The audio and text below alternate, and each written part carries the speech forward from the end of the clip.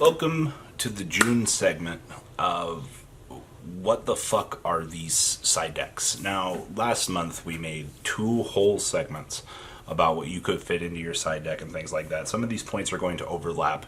Some of them are going to be new reasonings for some of these in new light. So bear with me here. This is another 5 side deck cards that you should give consideration to for the month of June 2019, especially as we're heading into the WCQ. You guys want these videos, right? I guess let's dig into this, shall we?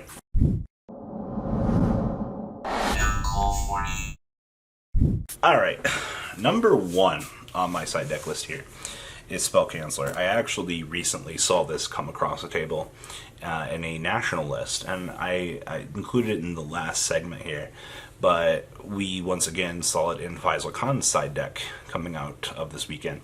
I was like, maybe we should talk about this again, because are people really all that aware of what's going on with Spell Canceller? Why are we playing Spell Canceller? Well, here's the thing. Spell Canceller shits on fucking Mystic Mine. You have a problem card running around in today's current format, and nobody wants to deal with it. Alright, you've got Denko Sekkas lining up in the side deck as well to deal with this shit. And here's the thing, alright? Nobody wants to deal with that shit, as we gotta reiterate here. Now, Spell Canceller on a board of Thunder Dragon Colossus, Hope Harbinger, and company, you would think would put the nail in the coffin. Well, it does. And you also multi-purpose this for Sky Striker. By the way, multi-purposing cards are the biggest fuck you in the game. When you can have a card that can cover 2 matchups, 3 matchups, by the way, depending on how things are going, that is the dream. Spell Canceller covers Mystic Mindburn and Sky Striker, 2 of the biggest decks in today's current format, which people just generally don't want to deal with. So yes, Spell Canceller coming back into the format as a powerhouse, actually. I'm happy to see this as a side deck card present in today's game. It's been a while since we've seen it. Fucking poor Jinzo's crying in a corner right now. He's like, poor little Jinzo, man. Just poor guy never gets any love anymore. What are trap cards? So there's that. Now, number 2 on our list is actually System Down, and this was actually coming out of the German Nationals that this caught my attention. I was like, 2 System Down in the side deck. What does that actually do? Well, we have Sky Striker, which, okay, so raise a warrior, but what about the rest of our deck? Well, Hayate Machine, Kaina Machine, Kagari Machine. Oh, by the way, if you can get rid of their one of Kagari, usually in a pretty good position. And then we have Shizuku, which is a machine. So that covers one of our hardest matchups. Well, what else does it cover? Fucking Cyber Dragons. Well, that's really cool. I also get to cover Orchestra Machine too, right? Don't quote me on that. I'm pretty sure that they're also machine. So that 3 matchups that you can play System Down in effectively and do stuff. Well, why the fuck is System Down not seeing more play? It's not a quick play. It's not a quick play. Pays 1,000 life points. It can be negated. It doesn't answer Rusty or the rest of the negates. It's cheesy if you're really worried about Cyber Dragons or you want a better card to curb your matchup with Sky Striker, because I mean your opponent's going to bring out Ray anyway. So that's kind of where we are on it. It covers a lot of ground, don't get me wrong, but it doesn't do anything really. It just gets negated in certain matchups. I think the card's good, don't get me wrong. It's just it's not seeing a lot of big play. It's just one of those, it's like, we're seeing this again, and it's like, well, maybe it's worth considering this time around. That's kind of how Yu-Gi-Oh! Side decks are. It's like, it worked this time. I guess we should try this again. Now, next up, number 3 is Eradicator Epidemic Virus. Now, I saw this coming out of the German player that got DQ'd out of top 8. And I haven't seen it from our YCS yet. I haven't looked at all the lists yet, per se. But particularly, I was just like, well then, why are we doing this again? Eradicator Epidemic Virus showed up at the beginning of last format, and it was really good. I mean, as a fucking Sky Striker player, I was scared shitless to watch Thunder fucking call spell. And I just go "Wah!" As I fucking lost everything. All right, like that was how it went. But EV's potential, I think you're better off to leave the Colossus on the field at this point to not allow your opponent to search. But it's just kind of a card that you can resolve to paralyze the opponent in absolute fear, because that's what you need in these matchups. And that's what you actually get wholeheartedly with EEV. You get a massive blowout card, but you're kind of already in a winning position at the point of activating this, so the card almost feels very win more at times.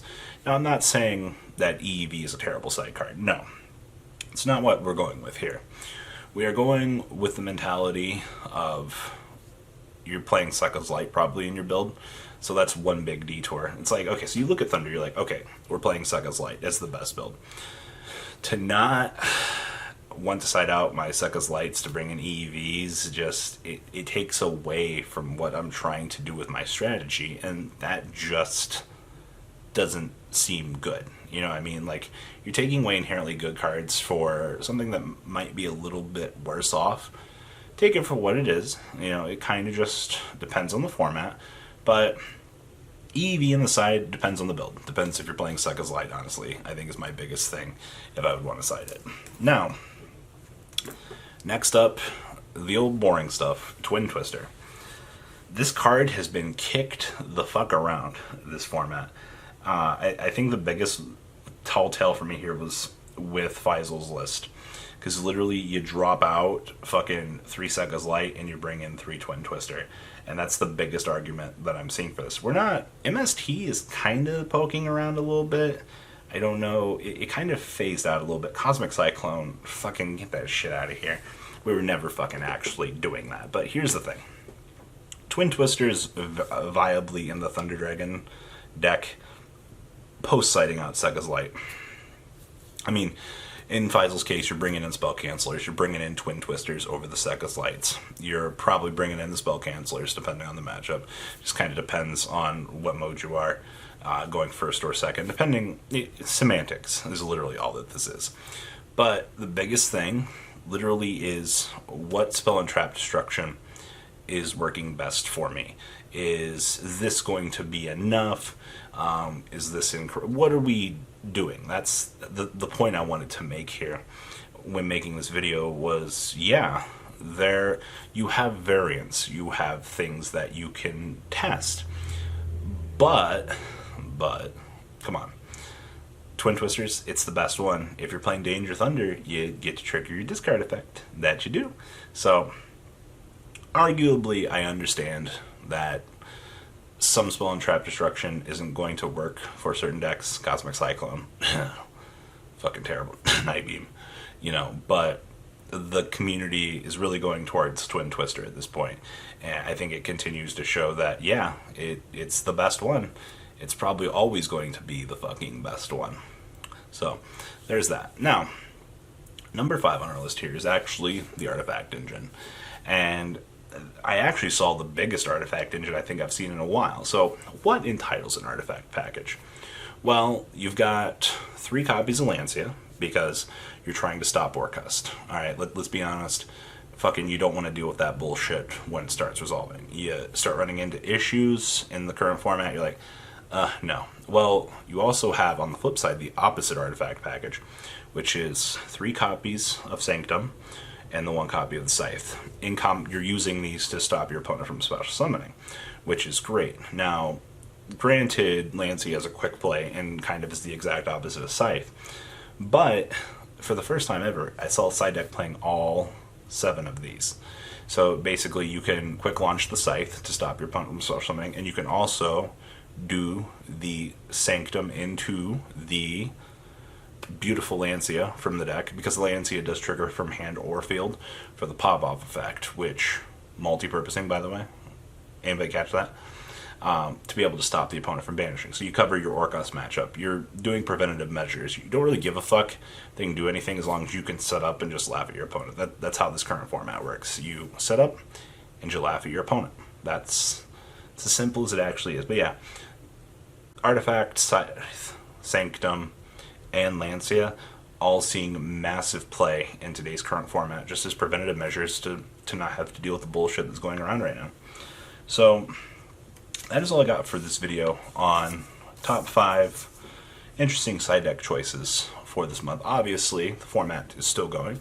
As I see more information, I will revise this video, but this is where we're starting at the moment. Do you guys agree? Disagree? Please leave a comment down below. Tell me what you guys think.